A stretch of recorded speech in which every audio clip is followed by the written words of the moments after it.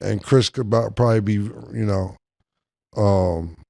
suited to answer this. And me and Mase as well. Not to the, I don't know how niggas just stealing $7 million. You trust somebody that much. For athletes and newer athletes who have agents and people who have managers. Managers and people who have access to your accounts. What advice could you give them to manage their money so something like this wouldn't happen? Because we hear about this story over and over and over, whether it's Antoine Walker or Latrell Sprewell or certain people who just keep losing their money. How are you today to be like, he only getting $9 million, to where you can still talk like that? But I think the first thing that comes to my mind is whether you're investing or thinking about purchasing or dealing with, you got to understand who you're investing in, the people. Mm-hmm. That's what you're investing in, the trust. Mm-hmm. And I think when you have a lot of money, sometimes you get careless. Mm-hmm. So first of all, no one has access to your accounts. Mm-hmm. And then any transaction, you should be totally aware of what's going on. When you're younger, and I get it, and you can be careless and things like that. But as you just like when you mature and gain experience in your profession, you should be gaining experience in business on the outside, all the things that go along with the business, right? Yeah. Making music's one part. And then you guys know better than anyone, all that business is crazy too. There's so many different facets that you got to understand. So you can't just work on your jump shot. As you're maturing and you get towards the end of your career, it's as more important that you know what the hell's going on. Mm-hmm. Now you're usually providing for your family and trying to make that money last for generations. So obviously dealing with the right people, understanding who to deal with, who not to. Now, is there any foolproof? No, there's not. But you got to do your homework on who you're dealing with. It sounds like this was kind of, he said this and he said, oh yeah, I'm in. And yeah, he was saying kind of this. That guy careless, was saying right? It sounds to everybody. And Cam, you said it.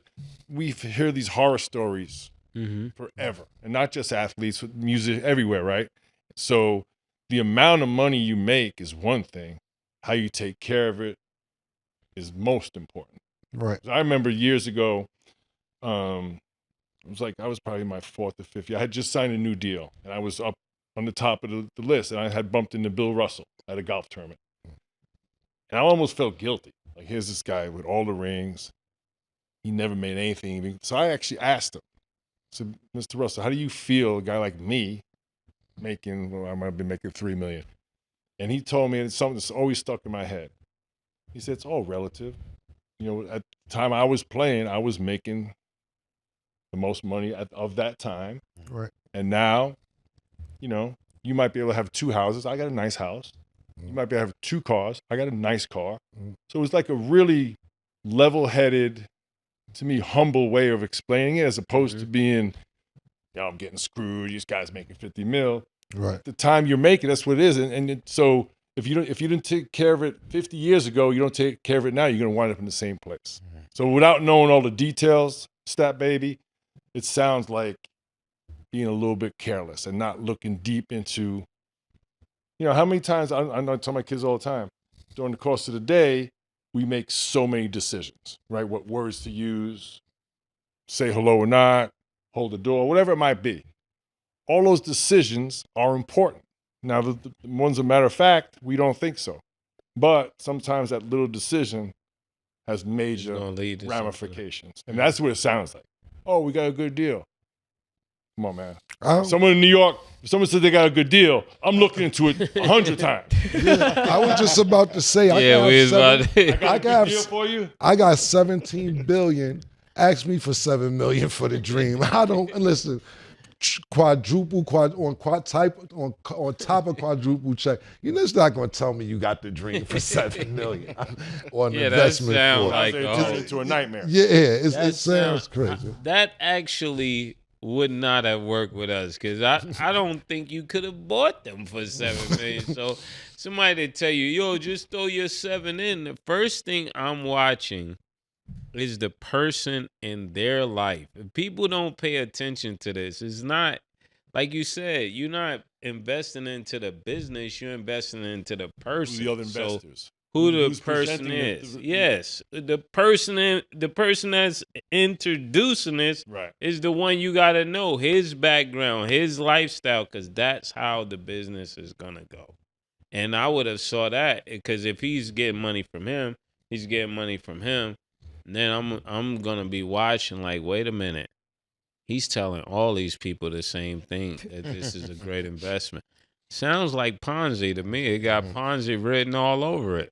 And especially if he doesn't have a history with closing these type of deals. You know, that's another thing people that are watching this got to pay attention to, because Cam knows when I first started in music, Chris, the accountant took all of our money, right? It was me, DMX, a whole bunch of people, and he just went to Aruba with everybody's money. We just went to the office, all the desks was gone, no phones in there. People was down there with their guns. This is like in China. The whole office was This moved. was in the financial district sofas, in New York. the wallpaper, just everything gone. Yeah. I was sitting there like this, like, never again. but the thing about it was cool because it was early. It was never early. Cool, but he ain't get the bag. He got it.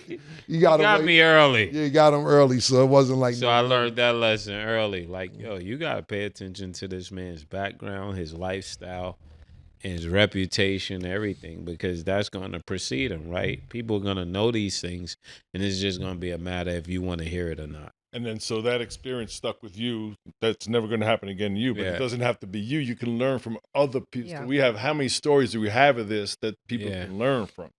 For generations now. Mm-hmm.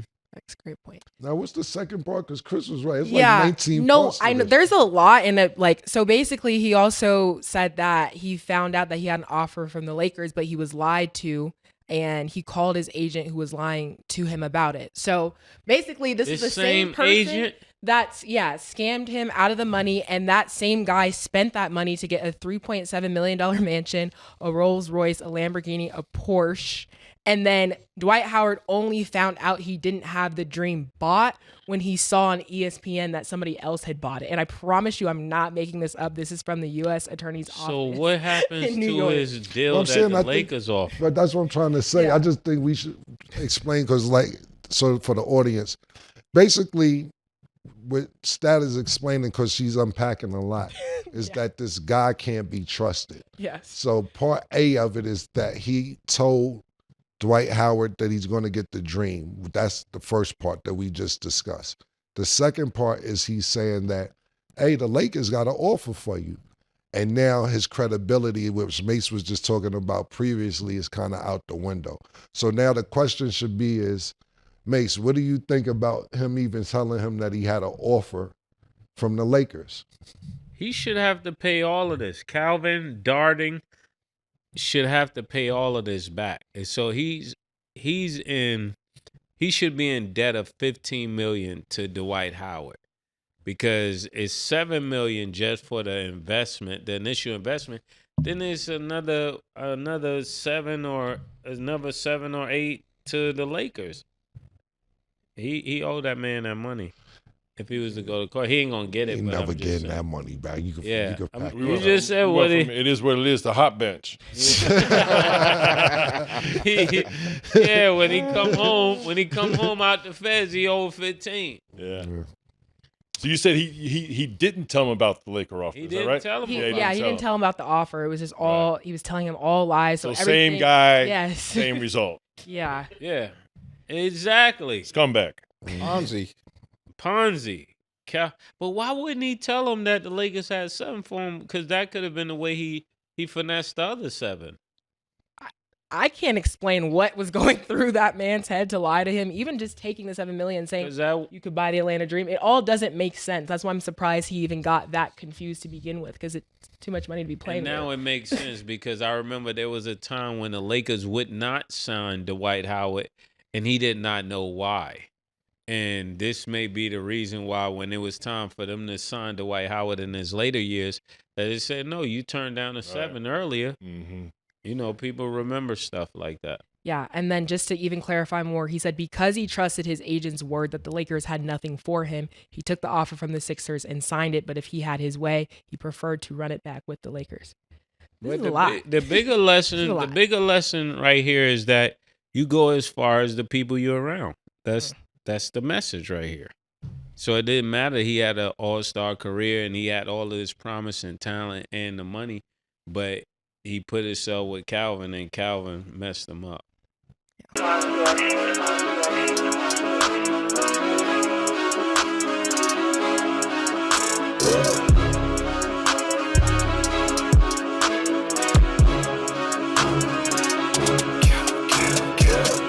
What you want, nigga? Everything, nigga, super size. 2 Big Macs, like when they doing them 2 for $5.